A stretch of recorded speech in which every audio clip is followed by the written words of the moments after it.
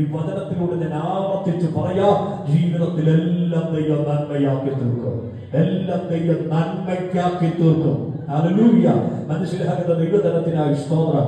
ഇന്ന് പകൽ എന്റെ ജീവിതത്തിൽ പലതും തിന്മയായി ഭവിച്ചിരിക്കുകയാണല്ലോ. ഇതിൽ എങ്ങനെ ഒരു വിടുതൽ ഉണ്ടാകും? ഇതിൽ എങ്ങനെ ഒരു സമാധാനം ഉണ്ടാകും? ഇതിൽ എങ്ങനെ ഒരു ആശ്വാസം ഉണ്ടാകുമെന്ന് ഇതിനകത്തിരിക്കുന്ന ആരെങ്കിലും ചിന്തിക്കുന്നുണ്ടെങ്കിൽ ആത്മാവിൽ ഇന്ന് പകൽ ഈ വചനത്തിലൂടെ പരിശുദ്ധാത്മാവ് ഇടപെടുകയാണ്.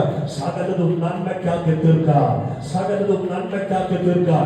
നിന്റെ ജീവിതത്തിൽ വന്നതല്ല, നിന്റെ കുടുംബത്തിൽ വന്നതല്ല, നിന്റെ തലമുറയിൽ വന്നതല്ല, നിന്റെ ആത്മീയ ജീവിതത്തിൽ, നിന്റെ ഭൗതിക ജീവിതത്തിൽ, ഭാവിയോട് ബന്ധപ്പെട്ട്, ജോലിയോട് ബന്ധപ്പെട്ട്, കുടുംബജീവിതത്തോട് ബന്ധപ്പെട്ട്, തലമുറയോട് ബന്ധപ്പെട്ട്, അവരുടെ ഭാവിയോട് ബന്ധപ്പെട്ട്, അവരുടെ വിദ്യാഭ്യാസത്തോട് ബന്ധപ്പെട്ട് ജീവിതത്തിൽ സംഭവിച്ചതല്ല, ജീവിതത്തിൽ സംഭവിച്ചതല്ല, തിന്മയായി ഭവിച്ചതല്ല, അത് നന്മയാക്കി തീർക്കാൻ, നന്മയാക്കി തീർക്കാൻ കഴിവുള്ള ദൈവത്തിന്റെ സാന്നിധ്യം ഇന്ന് പകലിവിടെ വന്നിട്ടുണ്ട്.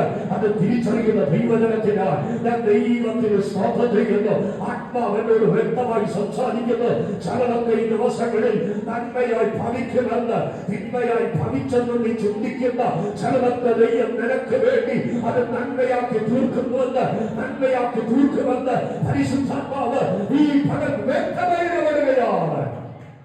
Hallelujah, hallelujah. അവൻ തിന്മ ചെയ്യുന്നില്ല, അവൻ നന്മ മാത്രം ചെയ്യുന്ന ദൈവമാണ്. അവിടെ പാടുന്നൊരു പാട്ടുണ്ട്, ദോഷമായിട്ടൊന്നും എന്നോ എന്നെ ദാനം ചെയ്യുകയില്ല, എന്നെ അവനടിച്ചാലും അവൻ എന്നെ സ്നേഹിക്കുന്നു,